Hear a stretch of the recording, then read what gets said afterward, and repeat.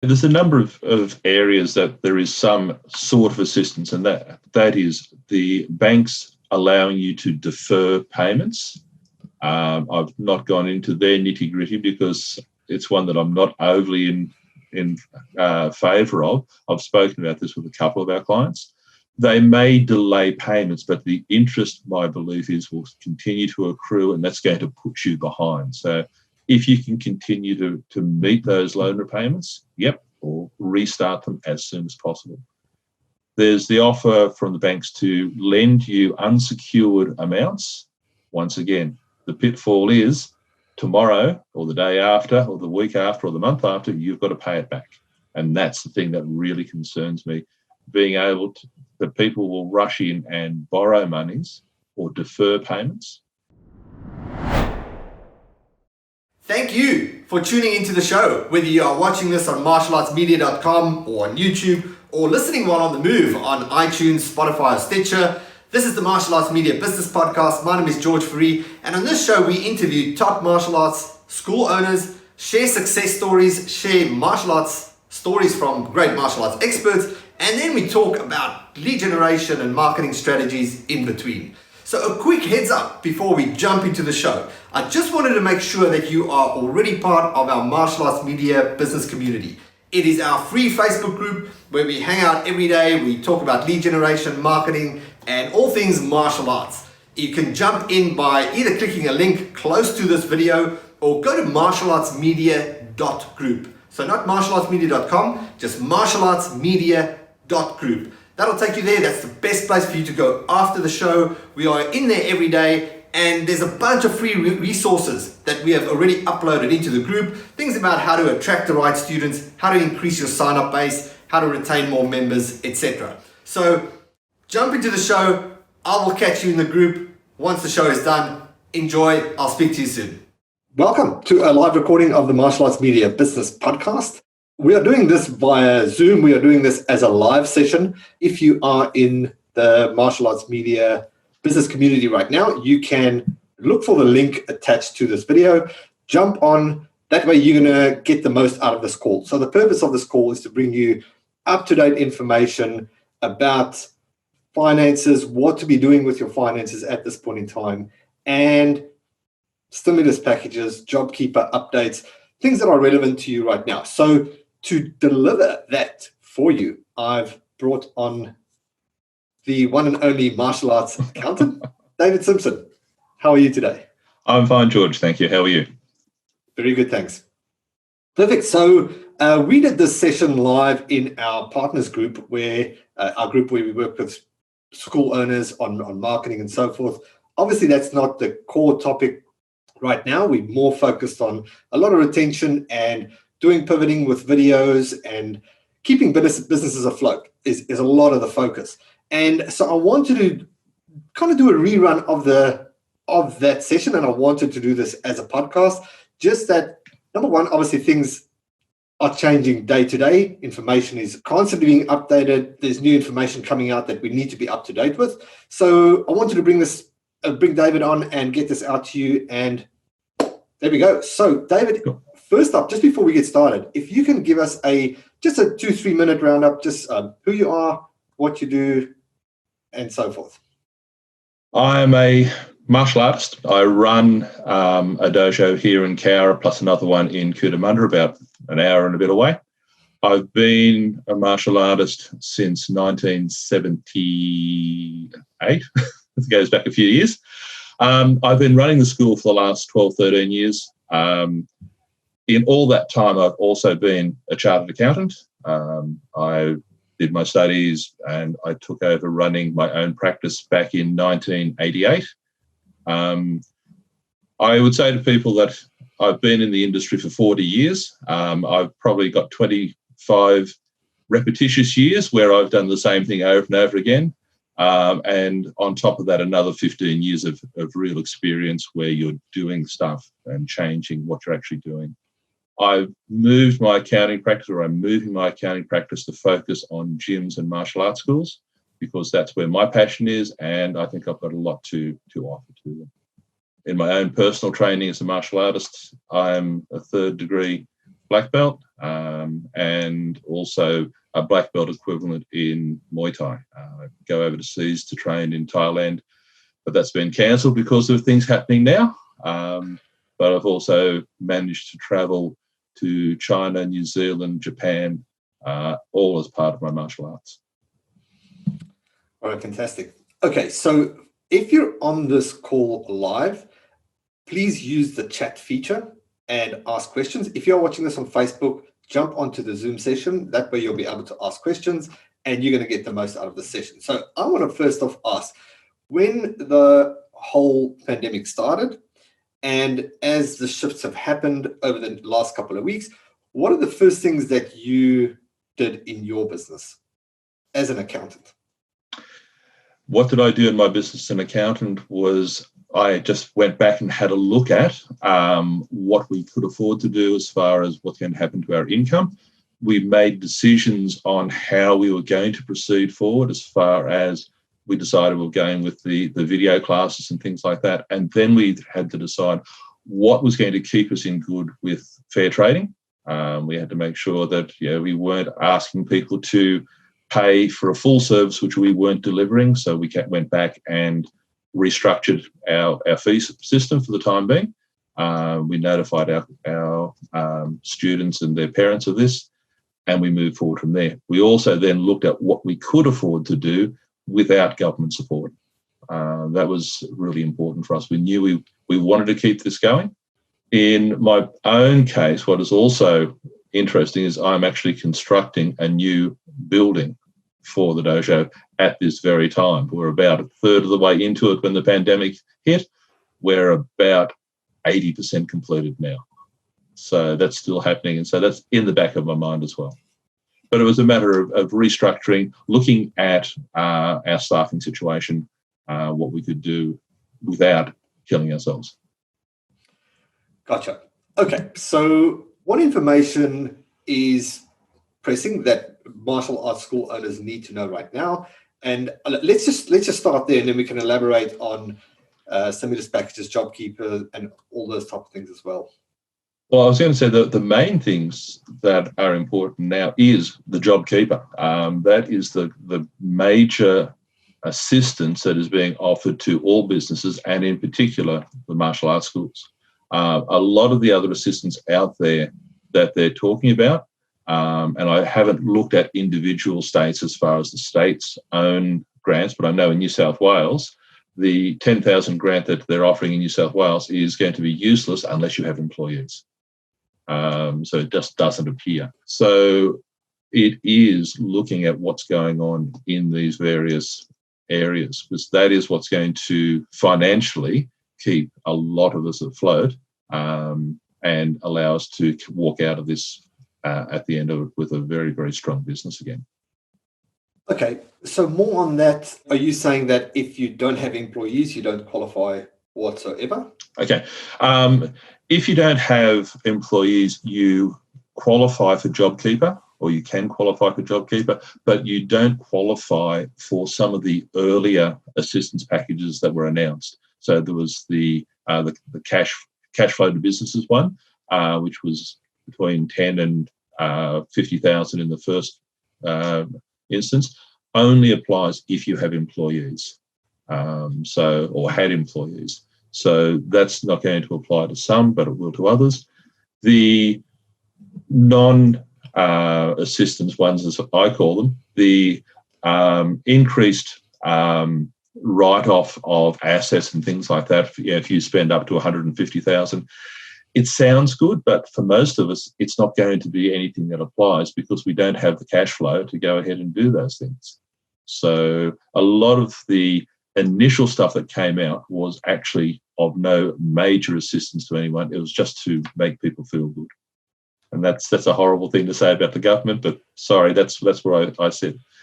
Jobkeeper, on the other hand, offers assistance in retention of our employees and actually, in a lot of cases, assisting them more than they would have had if they just worked their job. But it also provides assistance to some of us as business operators or business participants, depending upon what your particular structure is of your dojo. as far as the legal entity it's running through. So if you're running as a sole trader, yep, there's some assistance there for you potentially because you've dropped your turnover, even if you don't have employees. So that's what the big thing. Right. Ross saying in the chat here, Queensland has a job support loan based on PAYG. Okay. So as I said, I haven't looked into those. Victoria and New South Wales have two very similar ones, and basically they're linked to PAYG, but you use the funds for any other expenses. It's not necessarily supporting the employment of your staff. It is to do with other expenses. I'm guessing that because someone is going to be entitled to Jobkeeper if they have employees, that Queensland one is still going to be linked into whether or not you have employees, but the utilisation of that money can be for anything else. But the fact that they've gone with the loan, yeah, think twice before you take it on because you have to pay it back. Yeah, gotcha. I saw somebody post in Canada.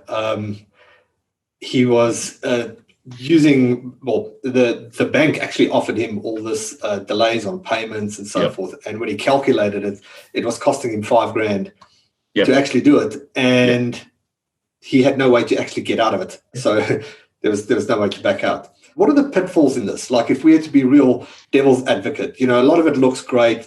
Yep, here comes the money. You can do this, you're saying it makes the government look good. What should we be really looking out for that looks great on the outside, but long-term has got some potential damaging effects? Okay, there's a number of areas that there is some sort of assistance, and that is the banks allowing you to defer payments. I've not gone into their nitty-gritty because it's one that I'm not overly in favour of. I've spoken about this with a couple of our clients. They may delay payments, but the interest, my belief is, will continue to accrue, and that's going to put you behind. So if you can continue to meet those loan repayments, or restart them as soon as possible. There's the offer from the banks to lend you unsecured amounts. Once again, the pitfall is tomorrow or the day after or the week after or the month after, you've got to pay it back. And that's the thing that really concerns me, being able to, that people will rush in and borrow monies or defer payments. The other one is landlords. You are able to negotiate with your landlords to get some rental relief. And that's one that hasn't come out in the wash an awful lot of how they're going to be supported. But they also have issues that they've got to look at as far as their ability to pay their debt or whatever. But the thing there quite often is that you're going to then have to find the resources at a later stage to compensate for that, depending upon the agreement you come to with your landlord. So once again, be very careful of what you are doing. Expenses, there's support in relation to power and electricity and gas and things like that. They seem to be a little bit more honest. At least if they're going to knock back the payments, they're not going to come back and bite you again. They're looking at doing reductions in the actual cost to you. The thing you've got to look at is anything you are doing, and this is probably not for our group so much, but for the much smaller operators who are doing this as a hobby, is it worth putting yourself into potential debt and looking at where you can go in the future? Can you really reopen or not? I think we're going to find that a lot of our compatriots are going to actually disappear out of the system because they're not going to be able to come back in. So the big thing is future debt. That's what you've got to be careful of, what future debt you put yourself into. Gotcha. Okay, cool. So if you guys have questions, like this is your opportunity, right? You've got an accountant giving time. It's free, right? I'm going to send a bill later. Don't worry. Okay, cool. Okay. So anything you need to know, this is your opportunity to ask questions. And I'm going to keep probing, but I would love for you to jump in the chat if there's anything that you need to know about finances, money, and what you should be doing, what you should look out for. Please let us know. Ross saying good debit as in stock of or business development. All right, perfect. Let's just go to worst case scenario, right? I'm a school. Yep. I haven't been able to pivot. Cash flow is starting to wear real thin. And I'm faced with a couple of choices, not many. Firstly, what are your choices? At what point do you actually say to someone, it's time to get a job, or get some assistance, go, make a call and go into some debt and take that risk? Where would you go with that? Look, my feeling is, as I said, Jobkeeper is probably the strongest assistance, which is $1,500 a fortnight. I would be, if I can qualify for it, I would be applying for it straight away, even if I don't think I need it, because we can then turn around and put that back into the development of the dojo once we reopen, which could be as soon as, July, if we're lucky. But yeah, I would be making the decisions, looking at it now and really going through your stages. Look at the worst case scenario and find out, how long you can keep going, but you should not go to the stage where you're going to go into massive debt if you can't get out of it in a short period of, say, 6 months. And because really, when you look at it, most of our businesses are the sort of business that don't have a strong asset backing. They're based on current cash flows.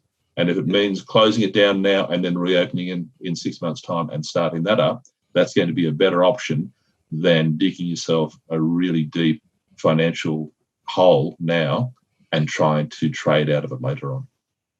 Perfect. You might have to make the call and just say, look, let's temporarily close doors, and then it's really just starting from scratch. Or, well, it won't be starting from scratch completely, but you won't be starting from scratch completely, because you've got your database of all of your old students. You can come back in and make contact. I think this group has been able to do a lot with their live classes, their streaming classes, their video classes, and that has kept a lot of interest and kept their students connected. And I'm getting messages now from mine saying, when do you think we might be back? Because we're so looking forward to getting back again. The classes are great. It's helping us, but we want to get back together again. And so being able to contact them on that level is going to work. It really is. All right, perfect. So I've got a few questions jumping in the Facebook group and here. Yes, I guess just on that, we are discussing the doom and gloom, like the heavy consequences. But I mean, my advice for anyone is there is a choice to go down that route, and there is a choice to choose and adapt. I was just looking in our partners group yesterday. One of the guys, I think it was Ben, 33 online trials. He's replaced everyone that's cancelled, and it's growing. So it's out there. I know for some it's a hard thing to swallow that you're venturing into this online world that you didn't officially plan, but it's the online business is definitely better than the consequences that we're discussing. Yeah, definitely so. All right, so Damien, let me just cross over here. Damien was asking, is Jobkeeper tax free? Does it add to your gross turnover? Okay. Jobkeeper is taxable income. That is something that we were hoping to get around before, but no, they came back and said it is taxable income. It does not have GST on it. So basically it's not a matter of 1/10 of it or 1/11 of it goes back to the tax department as GST, but it will be taxable income to the entity. So basically, if you are doing it for your employees, yes, the $1,500 a fortnight comes in, and then you pay out the $1,500. So it is actually zero impact on your income. So you're paying them and not having to report or not having to pay tax on it or to supply the income. If you are registered as the business participant, it will be taxable income to the entity. So it may be you if you're a sole trader, or the partnership or the trust or the company. It will be taxable income to the entity. Yeah, so there is that. But if we then turn around and use that money either for our own income or to support the expenses of the dojo, we've got the offsetting expenses as well. That's good to know. And Brett, I'm going to jump to your question and then just want to make sure, just to keep it congruent. So Damien's follow-up questions was details on the alternate income tests for schools less than 12 months old or not registered for GST. Okay. So going back, or take that the other way around, if the school is not registered for GST, that is not an issue, because what happens is that it's being based on your tax returns. So as long as you've lodged a tax return for the year ended 2018 and showing that there is income from it, if the tax return is also lodged for the 2019, that's even better. But if not, so long as you've got a tax agent or an accountant who's got you an extension of time, everything there is going to be sweet. You don't need to be necessarily lodging business activity statements. Going back to if the school is under 12 months old, the alternative is you look at when it was started. And there are 2 or 3 sort of tests you can look at, which depends on what's going to suit you the best, starting from the first full month of operation. So you can take all of the income for the period up until the end of March from when you started. So if you started mid-October, from the 1st of November, and use that to work out your average monthly income or average quarterly income, depending upon what you're using, and then compare that to the current. Now, it may, or it should be, easily done, and those records are all there. So they've actually come to the party and said, yes, if you've got a new startup, but also the new startup can be where you have increased dramatically your turnover. So if you've had a massive growth, you can use that as the basis. And a massive growth can be as low as 15%. So they've got a couple of different scenarios where there's 50%, 25%, 15%. But if you've got a massive increase in your student base and your fee base, you can still use that. So even though you may have been in business for 2, 3, 4, 5 years, you can still use the alternative there where it's to your advantage. This is good info. All right, Danielle, I'm going to jump to your questions in a minute. Brett's asking in the chat here, my 70-year-old instructor hasn't done anything to help himself and is overwhelmed. He has an ABN and hasn't learned anything since March this year. Hasn't earned anything since March this year. What do you recommend as far as Jobkeeper versus Jobkeeper with his age? Question, is he on the pension? Age pension is a big thing, because if he's age 70, this may be something that is running parallel. So it would need to go into those. Basically, if he has just closed shop, we may have a little bit of a difficulty in proving that he's still active in the business, or the business is still active, so he needs to be possibly doing something there. Brett's saying not on pension. He's not on the pension? Okay. So basically, he should get in contact with his accountant. Is it a very large school? As in, would he have been GST registered in the past? Saying doing private lessons only. 20 students, no GST. Okay. So he's still like a micro business. That's not a problem. Get in contact with his accountant and get the registration for Jobkeeper done. It's a lot simpler dealing with the ATO to do Jobkeeper than it is with with Centrelink to do JobSeeker. Gotcha. And I believe it's a much better way of doing it. So I'd be looking at that, because if he's not on the age pension at 70, he may be in receipt of some personal superannuation pension. If that's the case, being 70, it's not taxable income. The only taxable income is going to be his investments, his school fees, and Jobkeeper when he gets home. But it sounds like he's dropped his 30% quite easily. I'd be getting that registered. Cool. Brett's saying thank you. All right. Checking the Facebook group here. Question from Donnell. $192 tax taken from the staff for the 1,500 Jobkeeper. Is that correct? Yes, it is. So $750 a week. The tax on $750 is $96. So that's $192 for the fortnight. Cool. And Danelle's saying, one thing we have found as an advantage is having staff with excessive annual leave. Take this leave under the Jobkeeper program. That this might help some schools. Yep.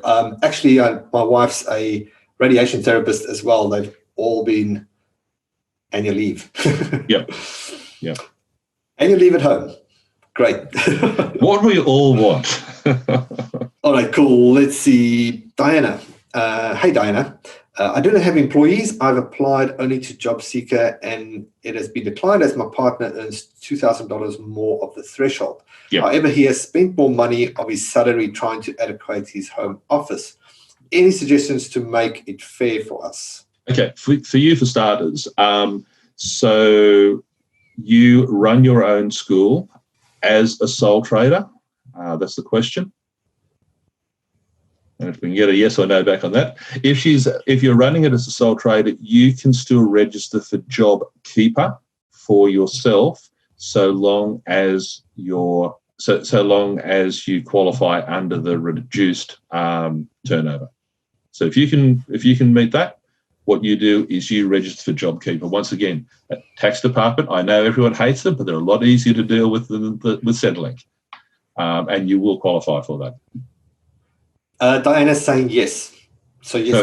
So it is a sole trader. Yeah, so that's fine. So it's just simple. You can do it yourself, but seriously, I recommend that your accountant does it for you, not because I'm trying to get more fees for them, but it just keeps it nice and simple. What has to happen is you will sign a declaration saying, yeah, I qualify, and then on a monthly basis, within 7 days of the end of the month, you will have to report your turnover each month. But once you qualify, that stays in place until the 27th of September.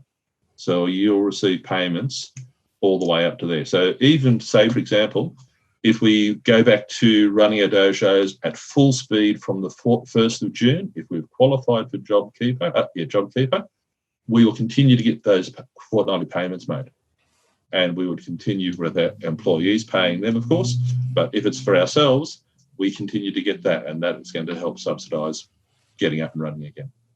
All right, perfect. This is really good. I hope you guys are getting great value from it. If you are, just give me a thumbs up. If you're watching this on Facebook, give us a thumbs up and let us know. So 2 questions, Ross. I'll jump to you in a minute. Jack Lung is asking, hi, Dave and George. If we get to reopen our school soon and the business gets better, say in 3 months in July, say the drop in turnover is less than 30%, do we still get Jobkeeper till September? Yes. Okay. So the way it works is when you've qualified for your drop of income, so we're looking at, say, month of April, whatever, once you've met that qualification, it's in. It keeps going until the end of the program, which is a 6-month program to the 27th of September. You are going to be reporting your monthly income, but that isn't to make sure that you are still qualified. It's merely to look at what the numbers are doing. And we've been told that it's so the government can use that to see how the economy itself is going on a monthly basis, to look at whether there's any growth happening there or if we're returning to normal. So categorically, they're stating that once you qualify, you don't have to re-qualify every month. You've qualified and it just moves forward. Perfect. Jack, let us know if that was sufficient there. All right, cool. And let's jump to Ross. Looking forward, do you believe that banks will ease lending policies as I'm looking to buy a building for my dojo over the next 6 to 12 months? Honestly, no, I don't.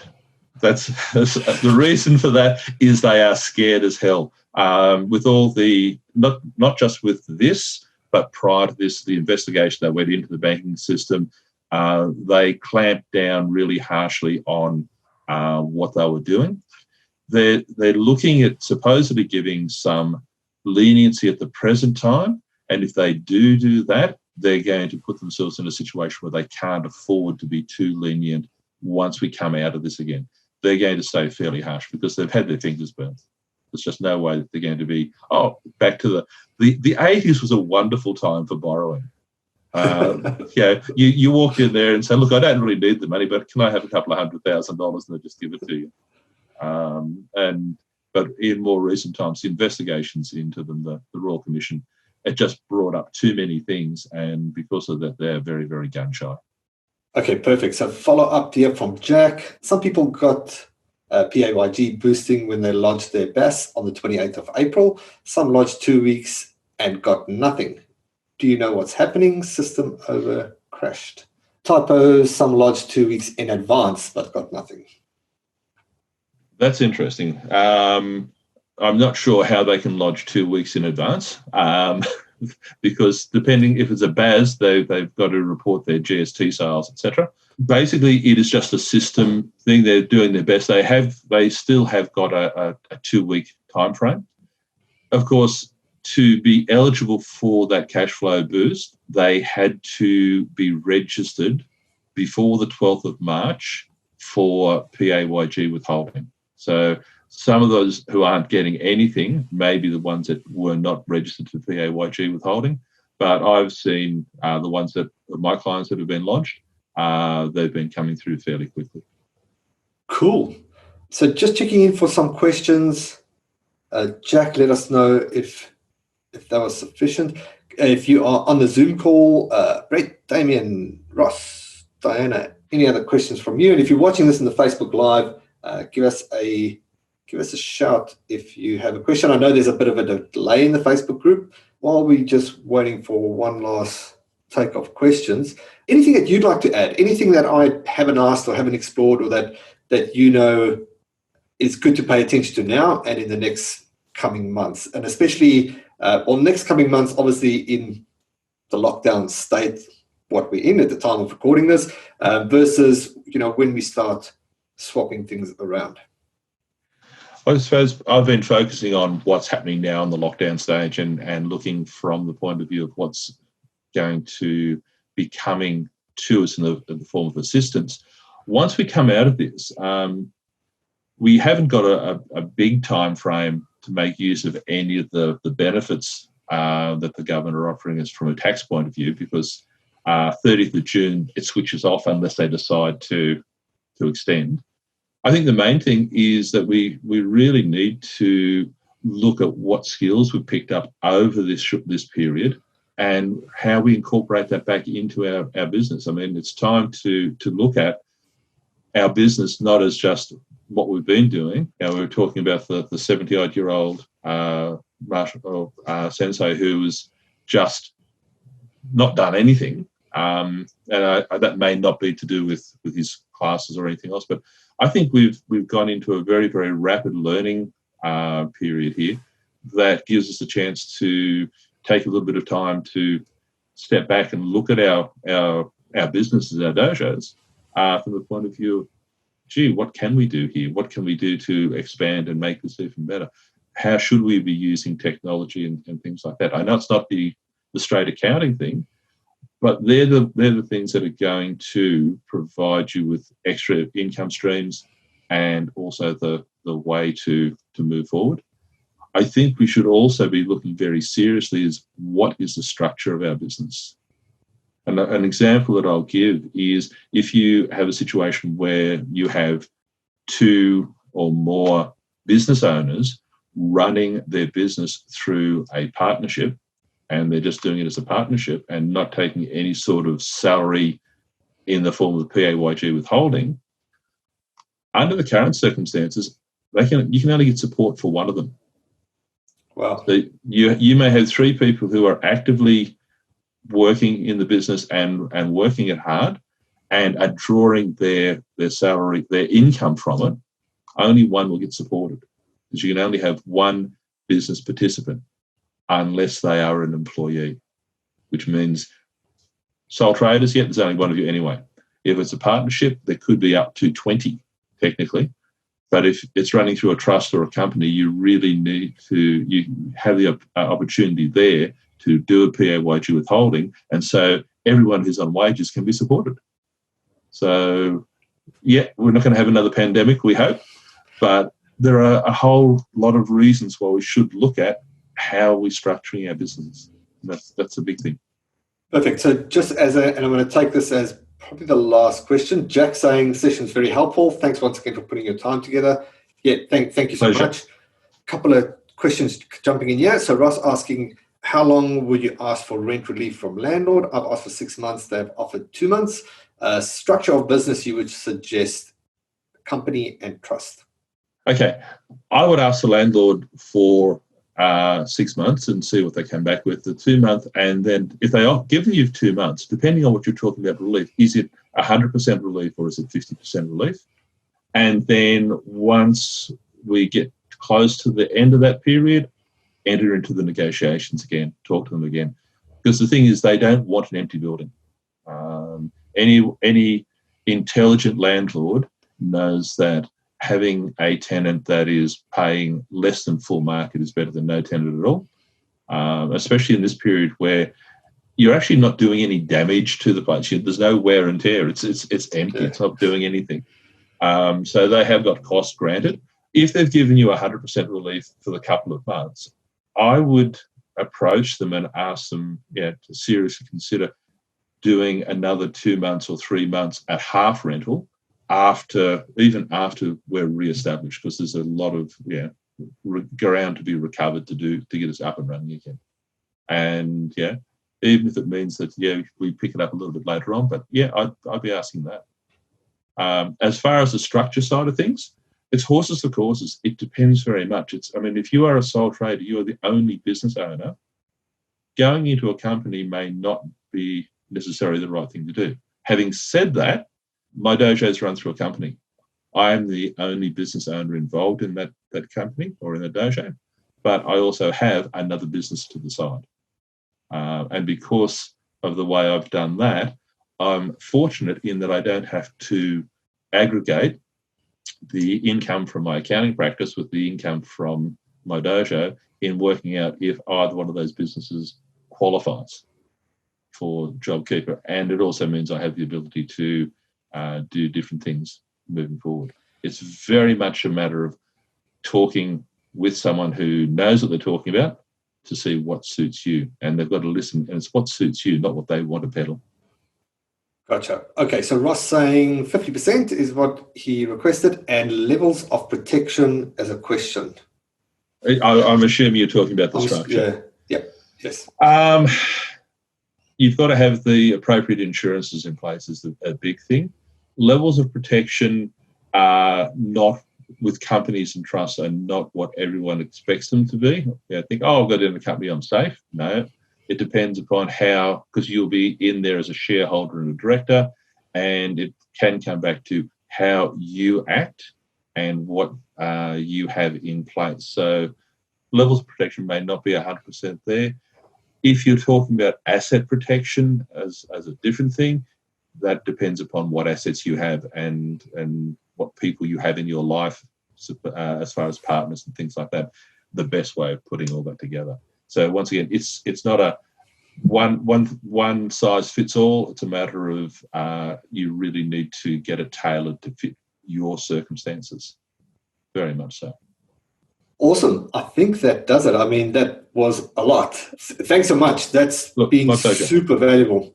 I'd like to just put this out to anyone listening. If David's a martial artist, martial arts school owner, knows the business side inside out, and fortunate enough to be an accountant as well, so has a different set of eyes looking into the business. So if that's something you need help with, you need a new accountant, or if you just want to chat with David and ask advice, definitely reach out to him. And I'd like to ask, what is the best way that people can reach out to you, David?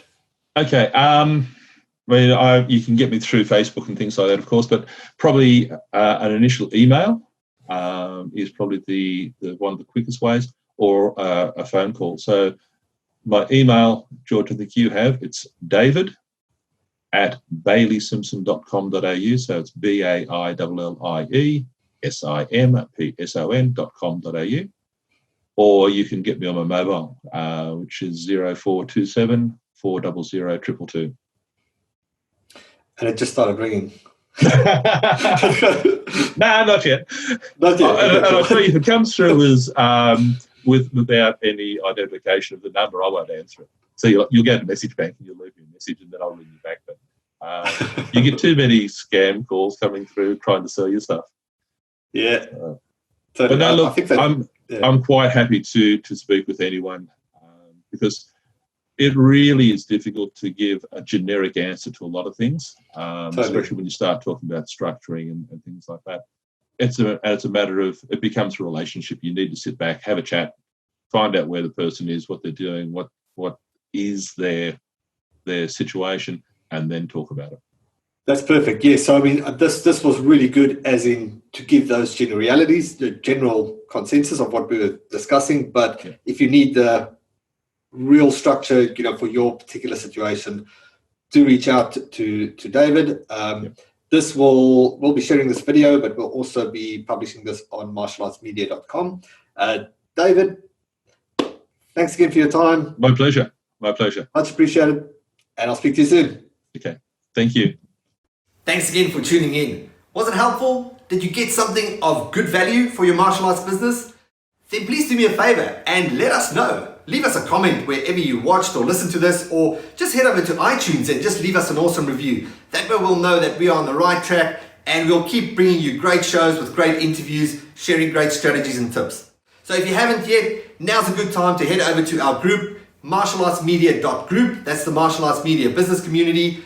I'll see you in the group, and I will see you on the next show.